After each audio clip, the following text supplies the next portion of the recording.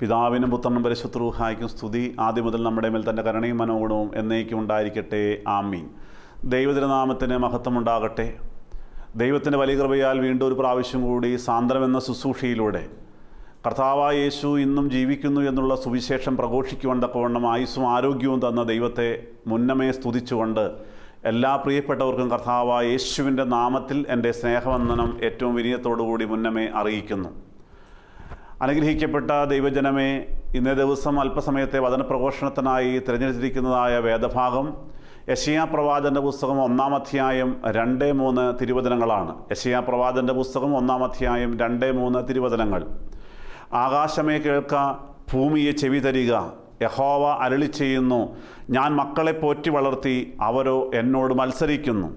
കാളതൻ്റെ ഉടയവനെയും കഴുതൻ്റെ യജമാനൻ്റെ പുൽത്തൊട്ടിയെയും അറിയുന്നു, ഇസ്രായേലോ അറിയുന്നില്ല, എൻ്റെ ജനം ഗ്രഹിക്കുന്നുമില്ല. അക്കാലത്തെ ഇസ്രായേലിനെയും യഹൂദയെയും പറ്റി യെശയ്യാ പ്രവാചകൻ ദർശിച്ചതായ ദർശനമാണല്ലോ ഈ പറഞ്ഞ ഭാഗങ്ങളിലൂടെ നാം എല്ലാം വായിച്ച് കേട്ടതായ ഈ വേദഭാഗത്തിൽ കാണുന്നത്. സഹോദരങ്ങളെ, അന്നത്തെ ദൈവജനം ദൈവത്തിൽ നിന്ന് അകന്നു പോകുമ്പോൾ യഹോവയായ ദൈവം തമ്പുരാൻ യെശയ്യാ പ്രവാചകനിലൂടെ വിലപിക്കുന്നതായ ആ വേദഭാഗം നാം വായിച്ച് ധ്യാനിച്ച് പലപ്പോഴും മുന്നോട്ട് പോയിട്ടുള്ളതാണ്. ഇന്നും അത് ധ്യാനിക്കുമ്പോൾ നാം തിരിച്ചറിയേണ്ടത് പുതിയ നിയമ ഇസ്രായേലായ ദൈവജനമാകുന്ന നമ്മെ കണ്ടുകൊണ്ട് ഈ കാലഘട്ടത്തിലും നമ്മുടെ കർത്താവ് ഏറെ വേദനിക്കുന്നു എന്നുള്ളതാണ്. ഇവിടെ ഒരു കാര്യം എടുത്തു പറയുന്നത്, കാളതൻ്റെ യജമാനനെ അറിയുന്നു, കഴുതൻ്റെ യജമാനൻ്റെ പുൽത്തൊട്ടിയെ അറിയുന്നു, എന്നാൽ ദൈവജനം ദൈവത്തെ അറിയുന്നില്ല. നാം പലപ്പോഴും പ്രയോഗിക്കുന്നൊരു പദമുണ്ട്, അവനൊരു കഴുതയാണ്, അവൾ ഒരു കഴുതയാണ് എന്ന് പറഞ്ഞാൽ അവനെക്കൊണ്ട് യാതൊന്നിനും കൊള്ളില്ല, യാതൊരു ബോധ്യവുമില്ലാത്തവനാണ്, ഗുണമില്ലാത്തവനാണ് എന്നെല്ലാം അതിൻ്റെ അർത്ഥം നമുക്കറിയാം. എന്നാൽ സഹോദരങ്ങളെ, നമ്മൾ ചിന്തിക്കേണ്ട കാര്യം, ദൈവത്തിൻ്റെ വചനം എന്താണ് പറയുന്നത്?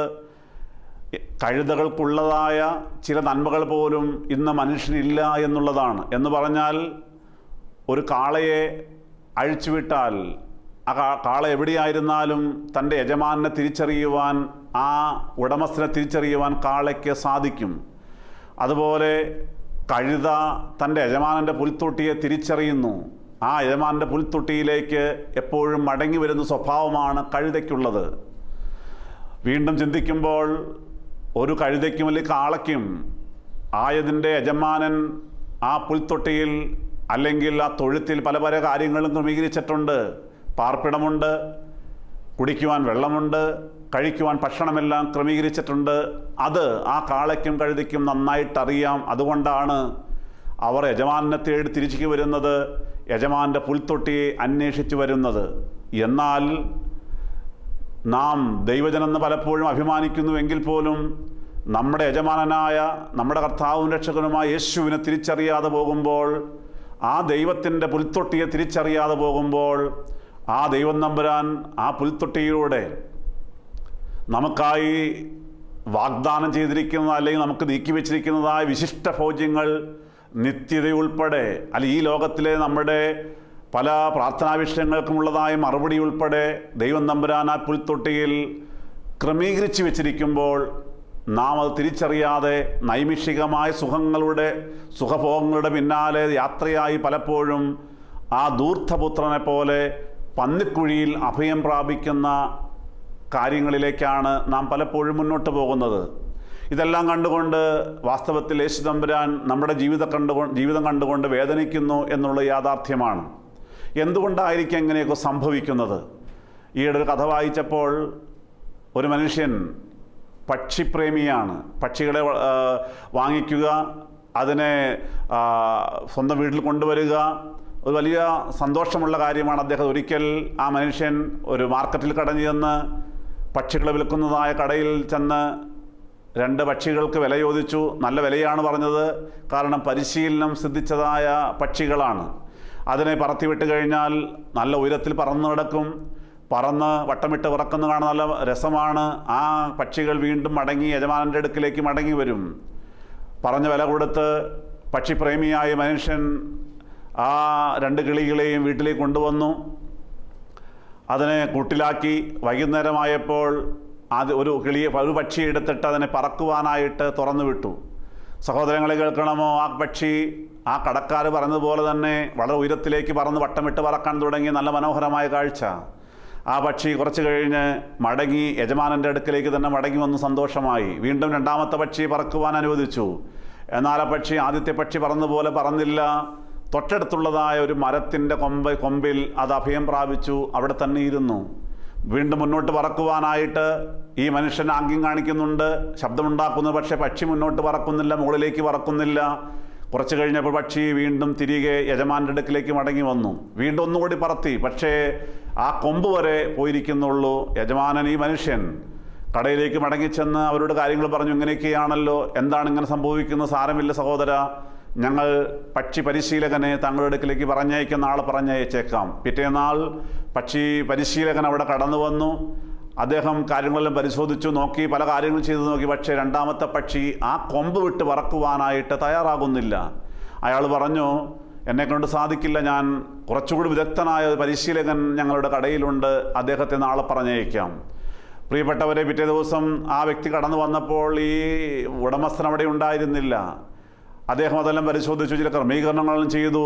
ഇതാ ഈ പക്ഷികളുടെ ഉടമസ്ഥൻ മടങ്ങി വരുമ്പോഴുണ്ട്, വീട്ടിലേക്ക് മടങ്ങി വരുമ്പോൾ കാണുന്ന കാഴ്ച, രണ്ട് പക്ഷികളും മനോഹരമായി ആകാശത്തുകൂടി വട്ടമിട്ട് പറക്കുന്ന മനോഹരമായ കാഴ്ചയാണ് കണ്ടത്. അദ്ദേഹം ചോദിച്ചു, വലിയ അത്ഭുതമായിരിക്കുന്നുവല്ലോ, ഇതെങ്ങനെ സാധിച്ചു? എന്ത് മാജിക്കാണ് താങ്കൾ ചെയ്തത്? എന്താണ് ചെയ്തത് എന്ന് ചോദിച്ചപ്പോൾ പരിശീലകൻ പറഞ്ഞു, ഞാൻ കാര്യമായിട്ടൊന്നും ചെയ്തില്ല, ഞാൻ ചെയ്ത ഒറ്റ കാര്യം മാത്രം, ആ പക്ഷി, രണ്ടാമത്തെ പക്ഷി സ്ഥിരമായിട്ട് ചെന്നിരിക്കാറുള്ളതായ ആ മരത്തിൻ്റെ കൊമ്പ് ഞാനങ്ങ് മുറിച്ചു കളഞ്ഞു, അത്രമാത്രം. മരത്തിൻ്റെ കൊമ്പ് മുറിച്ചു കളഞ്ഞപ്പോൾ ആ പക്ഷിക്ക് ഇരിക്കുവാൻ സ്ഥലമില്ലാതായപ്പോൾ ആ പക്ഷി മുകളിലേക്ക് പറക്കുവാൻ ആരംഭിച്ചു. സഹോദരങ്ങളെ, ആ പക്ഷി വാസ്തവത്തിൽ സുഖമായി ഇരിക്കുവാനുള്ള ഒരു കൊമ്പ് കണ്ടെത്തിയപ്പോൾ മടിയനായ പക്ഷി അവിടെ ഇരിക്കുന്ന ഒരു രീതിയാണ് നാം കണ്ടുവന്നത്. എന്നാൽ ആ കൊമ്പ് മുറിഞ്ഞു പോയപ്പോൾ, അടർന്നു പോയപ്പോൾ, ഇരിക്കുവാൻ സ്ഥലമില്ലാതെ വന്നപ്പോൾ ആ പക്ഷി താഴേക്ക് വീണില്ല, മറിച്ച് പക്ഷി മുകളിലേക്ക് പറക്കുവാൻ തുടങ്ങി.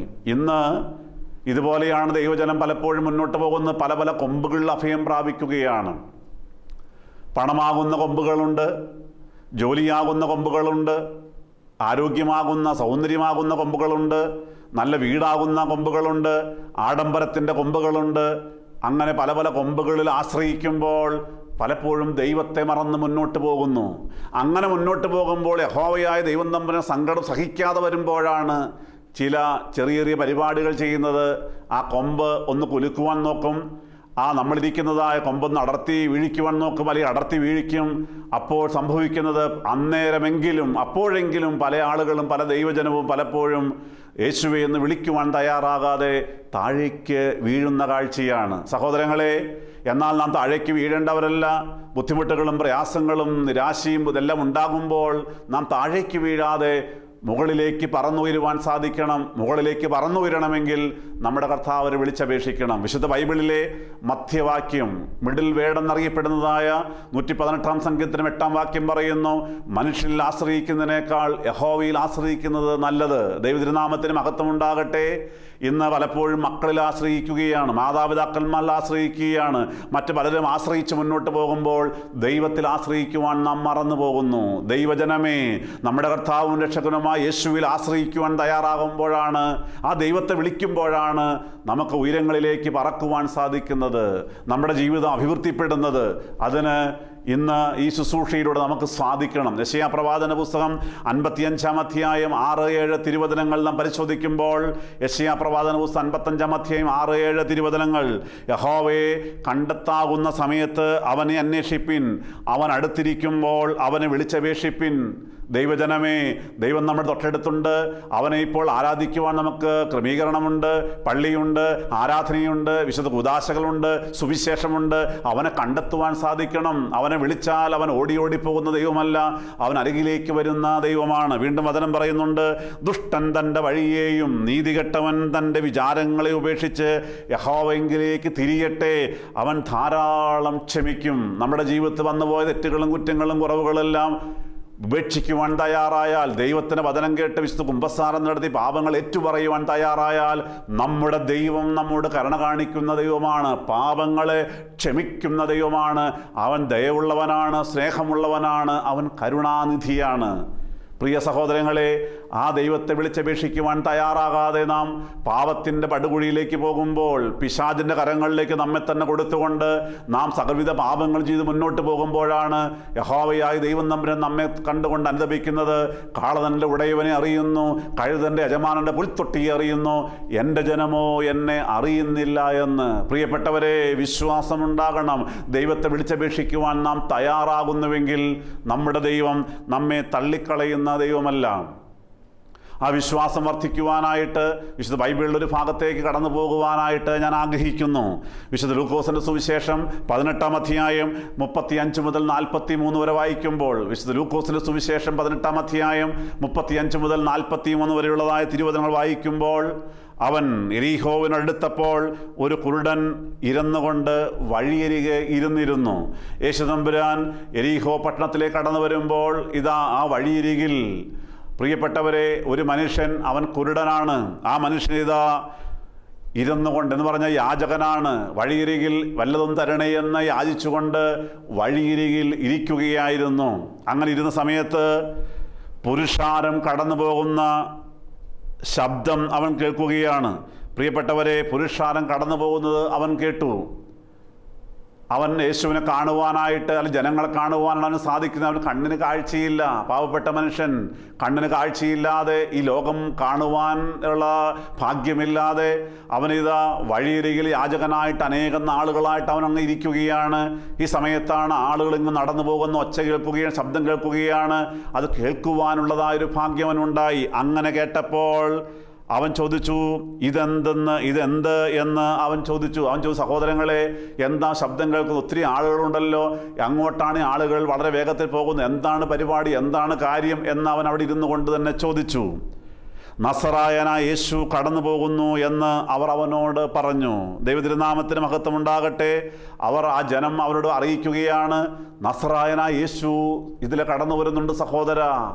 പ്രിയപ്പെട്ടവരെ, അതൊരു വലിയ ഭാഗ്യമായി പോയി. യേശുവിനെ കാണുവാൻ സാധിക്കുന്നില്ല, പക്ഷേ യേശുവിനെ കുറിച്ച് കേൾക്കുവാനുള്ളതായ ഒരു വലിയ ഭാഗ്യം ആ കുരുടനായ യാചകനായ മനുഷ്യന്റെ ജീവിതത്തിൽ ഉണ്ടായി. അത് ഏറ്റവും വലിയ ഭാഗ്യമായി പോയല്ലോ. യേശുവിനെ കുറിച്ച് കേൾക്കുവാൻ ഒരു ഭാഗ്യമുണ്ടായി. ദൈവതിരുനാമത്തിന് മഹത്വം ഉണ്ടാകട്ടെ. ഇന്ന് എന്നെ കേൾക്കുന്ന പ്രിയപ്പെട്ടവരെ, ഞാനും ചിന്തിക്കുന്നു, നിങ്ങൾ ഭാഗ്യവാന്മാരാണ്. ഈ വചനം പ്രഘോഷിക്കുന്ന ഞാനും ഭാഗ്യവാനാണ്. കാരണം ഞാൻ പ്രസംഗിക്കുന്നത് കർത്താവായ നസറായന യേശുവിനെയാണ്. നിങ്ങൾ കേൾക്കുന്നതും ആ യേശു ക്രിസ്തുവിനെ കുറിച്ചാണ്. പ്രിയപ്പെട്ടവരെ, ഇതൊരു വലിയ ഭാഗ്യമല്ലേ? അതാണ് ദൈവത്തിൻ്റെ സുവിശേഷം എന്ന് പറയുന്നത്. യേശു ക്രിസ്തുവിനെ കുറിച്ച് പ്രസംഗിക്കുക, യേശു ക്രിസ്തുവിനെ കുറിച്ച് അറിയുക, അതാണ് ദൈവത്തിൻ്റെ തിരുവചനം. ആ തിരുവചനം ഞാനും നിങ്ങളും കേട്ട് മുന്നോട്ട് പോകുന്ന വലിയ ഭാഗ്യമാണ് കേട്ടോ. അതുകൊണ്ട് ഇനിയുള്ള നാളുകളിലും ടി വിയിലൂടെ അല്ല, നമ്മളായിരിക്കുന്ന ഇടവക പള്ളികളിൽ സുവിശേഷം യോഗങ്ങളുണ്ടാകുമ്പോൾ അത് കടന്നു പോകുവാൻ, ധ്യാന കേന്ദ്രങ്ങളിൽ ധ്യാനം കൂടുവാൻ കടന്നു പോകുക, ഇതെല്ലാം നമ്മുടെ ജീവിതത്തിലെ വിലയേറിയ നിമിഷങ്ങളാണ്. അതൊരിക്കലും മറന്നു പോകരുത് എന്ന് സാന്ദർഭികമായി ഞാൻ ഓർമ്മപ്പെടുത്തുന്നു. വീണ്ടും അവിടെ കാണുന്നത്, ആ ജനക്കൂട്ടം ആളുകൾ പറഞ്ഞു, നസറായനായ യേശു ഇതാ ഇതിലൂടെ കടന്നു വരുന്നു. അങ്ങനെ അറിയിച്ചു കഴിഞ്ഞപ്പോൾ അവൻ എന്താ ചെയ്തത്? ആ മനുഷ്യൻ ചെയ്തത്, അവൻ യേശുവേ ദാവീദ് പുത്ര, എന്നോട് കരുണ തോന്നണമേ എന്ന് നിലവിളിച്ചു. ദൈവതിരുനാമത്തിന് മഹത്വമുണ്ടാകട്ടെ. അപ്പോൾ ഇവൻ അനേക വർഷക്കാലമായി കണ്ണിന് കാഴ്ചയില്ലാതെ യാചകനായിട്ട് വഴിയിരുന്ന് ജീവിച്ച് മുന്നോട്ട് പോയ മനുഷ്യൻ, ആളുകൾ കൊടുക്കുന്നതായ നാണയത്തുട്ടുകളാണ് ഏക വരുമാനം. ആ നാണയത്തുട്ടുകൾ വാങ്ങിക്കൊണ്ട് അതിനുകൊണ്ട് ഉപജീവനം കഴിച്ചു വരുന്നതായ കണ്ണിന് കാഴ്ചയില്ലാത്തതായ ആ പാവപ്പെട്ട മനുഷ്യൻ അന്നൊരു ദിവസം ഇതാ ഒരു ശബ്ദം, ജനക്കൂട്ടം നടന്നു പോകും, ശബ്ദം കേട്ട് കഴിഞ്ഞപ്പോൾ എന്താണ്, എങ്ങോട്ട് പോകുന്നു എന്നെല്ലാം അന്വേഷിച്ചു കഴിയുമ്പോൾ അവന് മറുപടി കിട്ടി, നസറായനായ യേശു ഇതിലൂടെ കടന്നു വരുന്നു. ദൈവജനമേ, അവനപ്പോൾ വിശ്വാസമുണ്ടായി. ആ യേശു ഇതിലൂടെ കടന്നു വരുമ്പോൾ ഞാനൊന്ന് വിളിച്ചപേക്ഷിച്ചാൽ, ഞാനൊന്ന് നിലവിളിച്ചാൽ എൻ്റെ പ്രാർത്ഥന അവൻ കേൾക്കും, എൻ്റെ കണ്ണിന് കാഴ്ച കിട്ടുമെന്നുള്ളതായ ഒരു വിശ്വാസം, ഒരു ബോധ്യം ആ പാവപ്പെട്ട മനുഷ്യന് ഉണ്ടായി. ദൈവതിരുനാമത്തിന് മഹത്വം. അത് അവൻ്റെ ജീവിതത്തിൽ ഒരു വഴിത്തിരിവായി മാറുകയായിരുന്നു. സഹോദരങ്ങളെ കേൾക്കണമോ? അവൻ എന്താ നിലവിളിച്ചത്? യേശുവേ ദാവീദ് പുത്ര, എന്നോട് കരുണ തോന്നണമേ എന്ന് അവൻ നിലവിളിക്കുകയാണ്. അവൻ മറ്റാരെയും നോക്കുന്നില്ല, മറ്റൊന്നും ചിന്തിക്കുന്നില്ല. അവൻ്റെ വിശ്വാസം അവൻ അവിടെ ഉയർത്തിക്കാട്ടുകയാണ്. യേശുവേ ദാവീദ് പുത്ര, എന്നോട് കരുണ കാണിക്കണമേ. ഒപ്പം ചേർത്ത് പറയട്ടെ, അവൻ യേശുവിനെ കാണുന്നില്ല, യേശു ഇതാ നടന്നു വരുന്നുണ്ട് എന്നുള്ളതായ ബോധ്യം മാത്രമേ ഉള്ളൂ. അകക്കണ്ണുകൊണ്ട് യേശുവിനെ കാണുകയായിരിക്കാം. എന്തായാലും അവൻ വിശ്വാസത്തോടെ വിളിക്കുകയാണ്, യേശുവേ ദാവീദ് പുത്ര, എന്നോട് കരുണ തോന്നണമേ എന്ന്. അങ്ങനെ വിളിച്ചുമ്പോൾ ഓരോ കാര്യങ്ങൾ സംഭവിക്കുന്നുണ്ട്. മുൻ നടക്കുന്നവർ അവനെ മിണ്ടാതിരിപ്പാൻ ശാസിച്ചു. സഹോദരങ്ങളെ കേട്ടേ, അപ്പോൾ മുൻപിലൂടെ നടന്നു പോകുന്ന ആളുകൾ പറയുകയാണ്, നീ ഒന്നും മിണ്ടാതിരിക്കുക സഹോദര, നീ ഒന്നും മിണ്ടാതിരിക്കുക, യേശുവിനെ ശല്യപ്പെടുത്തല്ലേ. അവനെ ശാസിക്കുകയാണ്, നീ മിണ്ടാതിരിക്കുക എന്ന് പറഞ്ഞുകൊണ്ട് ശാസിക്കുകയാണ്, നിരുത്സാഹപ്പെടുത്തുകയാണ്. പ്രിയപ്പെട്ടവരെ, എന്നാൽ അവനതൊന്നും വകവയ്ക്കുന്നില്ല. അവനോ ദാവീദ് പുത്ര, എന്നോട് കരുണ തോന്നണമേ എന്ന് ഏറ്റവും അധികം നിലവിളിക്കുകയാണ്. പ്രിയപ്പെട്ടവരെ, ഇന്നും അങ്ങനെ തന്നെയാണ്. പലരും നിരുത്സാഹപ്പെടുത്താറുണ്ട്. എന്തിനാണ് പള്ളിയിൽ പോകുന്നത്? എന്തിനാണ് ആരാധനയ്ക്ക് പോകുന്നത്? എന്തിനാണ് നിങ്ങൾ പ്രാർത്ഥിക്കുന്നത്? എന്തിനാണ് സുവിശേഷ യോഗത്തിന് പോകുന്നത്? ഇങ്ങനെ ഈ സുവിശേഷം കേൾക്കേണ്ട ആവശ്യമില്ലോ, ഇതെല്ലാം തട്ടിപ്പാണ് എന്ന് പറയുന്ന ആളുകൾ ഇന്നും നമ്മുടെ ഇടയിലുണ്ട്. ദൈവമേ എന്ന് വിളിക്കുവാൻ പോലും സമ്മതിക്കാത്തതായ, യേശുവേ എന്ന് വിളിക്കുവാൻ പോലും സമ്മതിക്കാത്തതായ അനേകം ആളുകൾ, ക്രിസ്ത്യാനികളായ ആളുകൾ നമ്മുടെ ഇടയിലുണ്ട് എന്നുള്ളത് ഏറ്റവും ദൗർഭാഗ്യകരമായി ഇന്നും അവശേഷിക്കുകയാണ്. അത് കേൾക്കുമ്പോൾ പലരും നിരാശപ്പെട്ടു പോകാറുണ്ട്. പലരും ചോദിക്കാറുണ്ടല്ലെങ്കിലും, അല്ല, നീ ഇങ്ങനെ പള്ളിയിൽ പോയി എല്ലാ ഞായറാഴ്ചയും പള്ളിയിൽ പോകാറുണ്ടല്ലോ, എന്താ അതിന് ഗുണം കിട്ടിയത്? നിന്റെ പ്രാർത്ഥനയ്ക്ക് വല്ലതും മറുപടി കിട്ടിയോ? ശരിയായില്ല. അല്ല, നീ സുവിശേഷ യോഗത്തിന് പോകാറുണ്ട്, എന്തെങ്കിലും ഗുണം കിട്ടിയോ? ചിന്തിക്കുമ്പോൾ ഇല്ല, ഒന്നും കിട്ടിയില്ല. നീ എന്തിനാ എന്നും പ്രാർത്ഥിക്കുന്നത്? എന്തിനാ നോമ്പ് നോക്കുന്നത്, ഉപവസിക്കുന്നത്? ഇതുകൊണ്ടും വലിയ കാര്യമില്ലെന്നേ എന്ന് പലരും പറഞ്ഞു കേൾക്കുമ്പോൾ ശരിയാണല്ലോ എന്ന് ചിന്തിച്ചുകൊണ്ട് വിശ്വാസികളായ പലരും ഇന്ന് അവിശ്വാസികളായി മാറിപ്പോകാറുണ്ട്, നിരാശപ്പെട്ടു പോകാറുണ്ട്. അതെല്ലാം പിശാചിൻ്റെ പണിയാണ് എന്ന് ദൈവജനമേ നമ്മൾ മനസ്സിലാക്കണമേ. പ്രിയപ്പെട്ടവരെ കേൾക്കണം കേട്ടോ. ഇവിടെ എന്താണ് പിന്നീട് സംഭവിക്കുന്നത്? അവൻ വീണ്ടും ഉറക്ക നിലവിളിക്കുകയാണ്, യേശുവേ ദാവീദ് പുത്ര. മറ്റുള്ളവർ പറഞ്ഞ്, അവർ ശാസിച്ചു, മിണ്ടാതിരിക്കാൻ പറഞ്ഞു. പക്ഷേ അവൻ ഒട്ടും പേടിച്ചില്ല, അവൻ്റെ വിശ്വാസം മങ്ങിപ്പോയില്ല. അവൻ വീണ്ടും ഉറക്കെ അത്യുച്ചത്തിൽ നിലവിളിക്കുകയാണ്, യേശുവേ ദാവീദ് പുത്ര, എന്നോട് കരുണ തോന്നണമേ എന്ന് വീണ്ടും നിലവിളിച്ചു. അപ്പോൾ എന്താ സംഭവിച്ചെന്നറിയാമോ? യേശു നിന്ന് അവനെ തൻ്റെ അടുക്കൽ കൊണ്ടുവരുവാൻ കൽപ്പിച്ചു. ദൈവതിരുനാമത്തിന് മഹത്വമുണ്ടാകട്ടെ. അവൻ്റെ നിലവിളി വീണ്ടും കേട്ടപ്പോൾ യേശു അവിടെ നിന്നു എന്നാണ് ദൈവത്തിൻ്റെ തിരുവചനം പറയുന്നത്. യേശു അവിടെ നിന്നിട്ട് എന്താ പറഞ്ഞത്? അവനെ, ആ നിലവിളിക്കുന്ന വ്യക്തിയെ തൻ്റെ അടുക്കൽ കൊണ്ടുവരുവാനായിട്ട് യേശു കൽപ്പിക്കുകയാണ്. പ്രിയ ദൈവജനമേ, നാം മനസ്സിലാക്കണമേ, ഒരു നിലവിളിയെ മറികടന്നു പോകുവാൻ നമ്മുടെ കർത്താവിനാവില്ല. കണ്ണുനീരിനെ മറികടന്നു പോകുവാൻ നമ്മുടെ യേശുവിനാകില്ല. സഹോദരങ്ങളെ, നയിൻ പട്ടണത്തിലെ വിധവ സ്വന്തം മകൻ്റെ ശവശരീരവുമായി സെമിത്രിയിലേക്ക് പോകുന്ന വിലാപയാത്രയിൽ മുൻപേ ഭർത്താവ് മരിച്ചു പോയതാണ്. അന്ന് അവൾ വിധവയായി തീർന്നു. പക്ഷേ അവൾക്കൊരു ആശ്വാസമുണ്ടായിരുന്നു. എനിക്കൊരു മോനുണ്ടല്ലോ, ആ മകനെ വളർത്തി വലുതാക്കാം, അവനെ എനിക്ക് ആശ്രയിക്കാം, അവൻ എന്നെ നോക്കിക്കൊള്ളും. ഇതെല്ലാം ചിന്തിച്ച് ആ മകനെ വളർത്തി വലുതാക്കി മുന്നോട്ട് വരുമ്പോൾ അവൻ യുവാവായി മാറിയപ്പോഴാണ് അപ്രതീക്ഷിതമായി മരണം അവന് തട്ടിക്കൊണ്ടുപോകുന്നത്. ഇനി എന്താ ചെയ്യേണ്ടത്? ഒന്നും ചെയ്യാനില്ല. അവൻ്റെ ശവശരീരം സെമിത്തരിൽ കൊണ്ട് അടക്കുക, ഇത് മാത്രമേ പരിഹാരമുള്ളൂ. സ്വന്തം മകൻ്റെ, വിധവയായ അമ്മ ഏകമകനായ സ്വന്തം മകൻ്റെ ശവശരീരവും അടക്കം ചെയ്യുവാനായിട്ട് സെമിത്തേരിയിലേക്ക് വിലാപയാത്രയിൽ പോകുമ്പോൾ ആ അമ്മ ചങ്കത്തടിച്ച് പൊട്ടിക്കരയുകയാണ്. ആ അമ്മയുടെ വിലാപം, ആ അമ്മയുടെ നിലവിളി ഇത് യേശു കാണുകയാണ്. യേശു എതിരെ കടന്നു വരുമ്പോൾ ഈ നിലവിളി കണ്ടു കഴിഞ്ഞപ്പോൾ യേശുവിന് അവരെ സഹായിക്കാതിരിക്കാൻ പറ്റിയില്ല. യേശു മറികടന്ന് പോയില്ല. പ്രിയപ്പെട്ടവരെ, യേശു കാണാതെ പോയില്ല. ആ മരിച്ച ചെറുപ്പക്കാരനെ ഉയർത്തെഴുന്നേൽപ്പിക്കുന്ന സംഭവം നമുക്കെല്ലാവർക്കും അറിയാം. ഇതുപോലെ നാം മനസ്സിലാക്കണം, നാം എവിടെയെല്ലാം നിലവിളിച്ച് പ്രാർത്ഥിക്കുമ്പോൾ നമ്മുടെ കണ്ണുനീരിനെ മറികടന്നു പോവാൻ നമ്മുടെ കർത്താവിനാവില്ല. ഉയർത്തെഴുന്നേറ്റ ക്രിസ്തു ആദ്യമായി സംസാരിച്ചത് മഗ്ദലനക്കാരത്തി മറിയോടാണ്. യേശു എന്താ സംസാരിച്ചത്? സ്ത്രീയെ, നീ എന്തിന് കരയുന്നു? നീ ആരെയാണ് അന്വേഷിക്കുന്നത്? സ്ത്രീയെ, നീ എന്തിനാണ് കരയുന്നത്? പ്രിയപ്പെട്ട ദൈവജനമേ, ആ മഗ്ദലനക്കാരത്തി മറിയ കണ്ണുനീരോടെ നിലവിളിക്കുമ്പോൾ യേശുവിനെ അന്വേഷിച്ച് കടന്നു വന്നതാണ്. യേശുവിൻ്റെ ശരീരം കാണാതെ വരുമ്പോൾ അവൾ പൊട്ടിക്കരയുകയാണ്. യേശു ചോദിക്കുന്നു, സ്ത്രീയെ നീ എന്തിന് കരയുന്നു? ദൈവജനമേ, ഇന്നും യേശു തമ്പുരാൻ നമ്മോട് ചോദിക്കുന്നത് തന്നെയാണ്, മോനെ മോളെ നീ എന്തിനാണ് കരയുന്നത്? നാം കരയുമ്പോൾ, നാം മേങ്ങളടിക്കുമ്പോൾ, നാം പൊട്ടിക്കരയുമ്പോൾ അവൻ മറികടന്നു പോകാൻ സാധിക്കില്ല സഹോദരങ്ങളെ. അവൻ നിൽക്കും. നാം പള്ളിയിലായിക്കോട്ടെ, സുവിശേഷ യോഗത്തിലായിക്കോട്ടെ, നമ്മുടെ വീട്ടിലെ കൊച്ചുമുറിയിലായിക്കോട്ടെ, നാം മുട്ടുമടക്കി മുഴങ്കാൽ മടക്കി എൻ്റെ യേശുവേ എന്ന് ചങ്കുപൊട്ടി നിലവിളിക്കുമ്പോൾ നമ്മുടെ കർത്താവ് അവിടെ നിൽക്കും. നമ്മുടെ അടുത്തിലേക്ക് അവൻ എഴുന്നള്ളി വരും. ദൈവജനമേ, ഇതാ അവൻ പറഞ്ഞു, ആ വ്യക്തിയെ എൻ്റെ അടുക്കിലേക്ക് കൊണ്ടുവരുവാൻ അവൻ കൽപ്പിച്ചു. ഇതാ ആളുകൾ അവനെ യേശുവിൻ്റെ അടുക്കിലേക്ക് കൊണ്ടുപോവുകയാണ്. അടുത്തെത്തിക്കഴിഞ്ഞപ്പോൾ എന്താ സംഭവിച്ചത്? പ്രിയപ്പെട്ടവരെ, അവൻ്റെ അടുക്കൽ വന്നു കഴിഞ്ഞപ്പോൾ യേശു ഒരു ചോദ്യം ചോദിക്കുകയാണ്. യേശു എന്താ ചോദിച്ചെന്നറിയാമോ? ഞാൻ നിനക്ക് എന്ത് ചെയ്യണമെന്ന് ചോദിച്ചു. സഹോദര, ഞാൻ നിനക്ക് എന്താ ചെയ്തു തരേണ്ടത്? എത്ര മനോഹരമായ ചോദ്യമാണ് ഇത്. കേട്ട് കഴിഞ്ഞപ്പോൾ കണ്ണ് കാഴ്ചയില്ലാത്ത മനുഷ്യൻ യേശുവിനോട് പറയുകയാണ്, ഇതാ എനിക്ക് കാഴ്ച കിട്ടണമെന്ന് അവൻ പറഞ്ഞു. യേശുവേ, എൻ്റെ ആഗ്രഹം എനിക്ക് കാഴ്ച കിട്ടണമെന്ന് അവൻ പറഞ്ഞു. പ്രിയപ്പെട്ട ദൈവജനമേ, ശ്രദ്ധിക്കണമേ.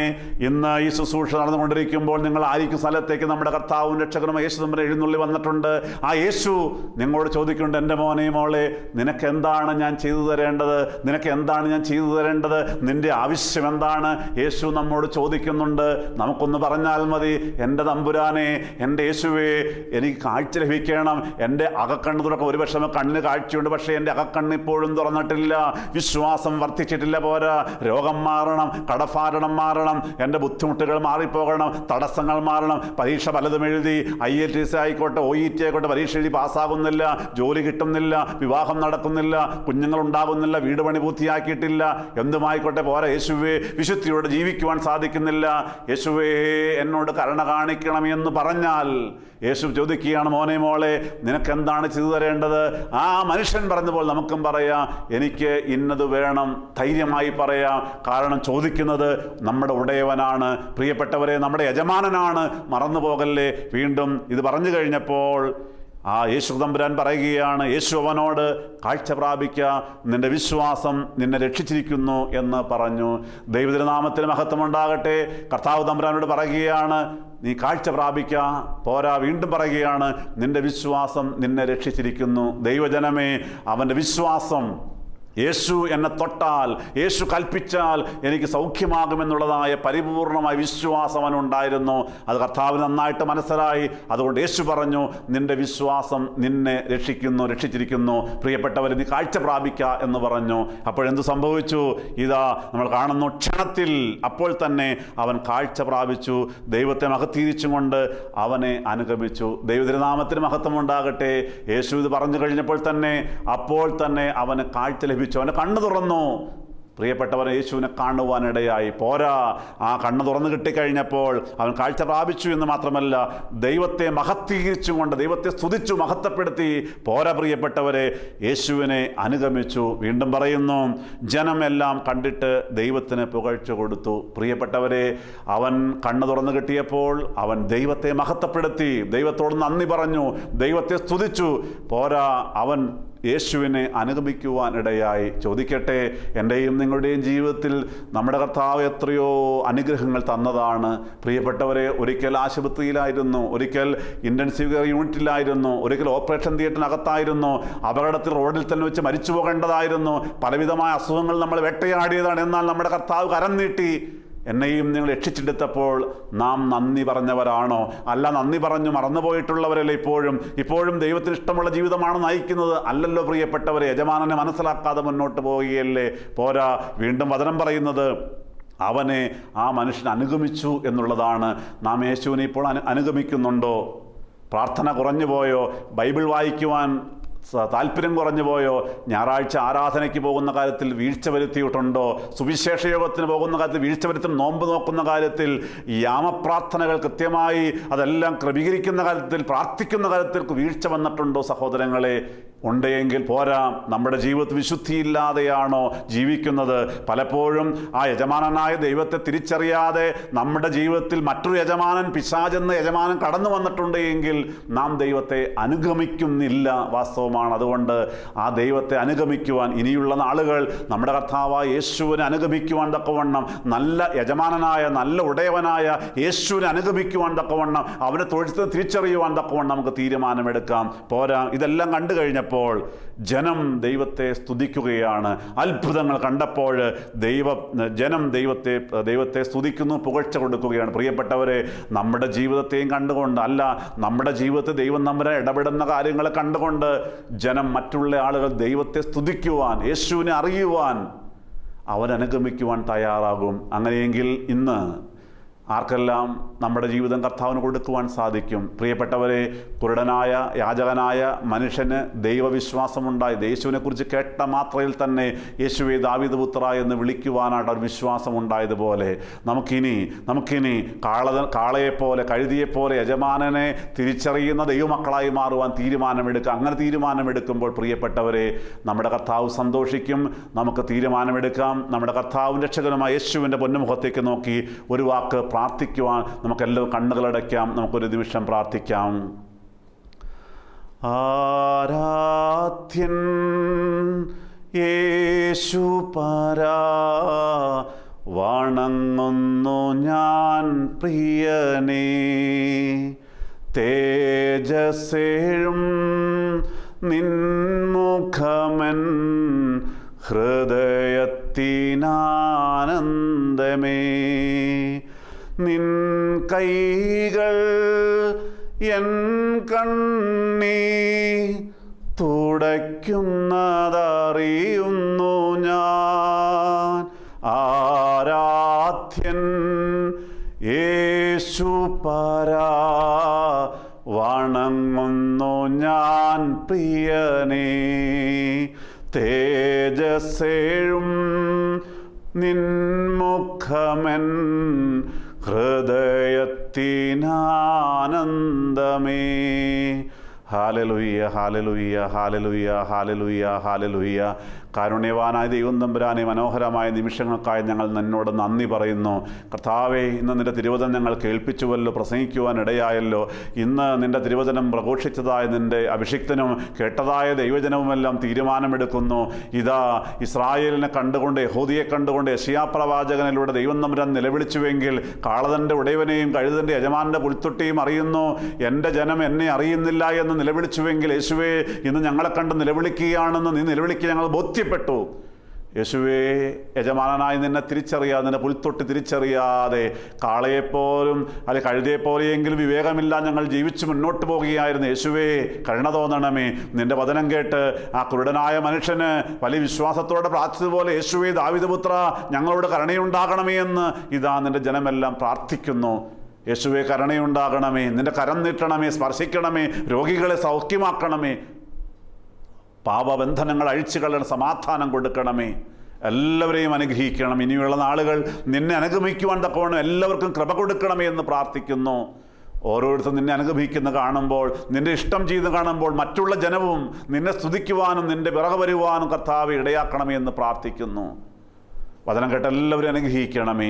ആയത് ശുദ്ധിമതിയായ ദൈവമാതാവിൻ്റെയും സർവ്വവിശുദ്ധന്മാരുടെയും മധ്യസ്ഥ യാചിക്കുന്നു. സകലവും യേശുക്രിസ്തുവിൻ്റെ പൊന്നുനാമത്തിൽ ചോദിക്കും. പിതാവാം ദൈവമേ, ഞങ്ങളുടെ പ്രാർത്ഥന കേട്ട് ഉത്തരം അരുളി ചെയ്യുമാറാകണമേ. ആമീൻ. ഹല്ലേലൂയ.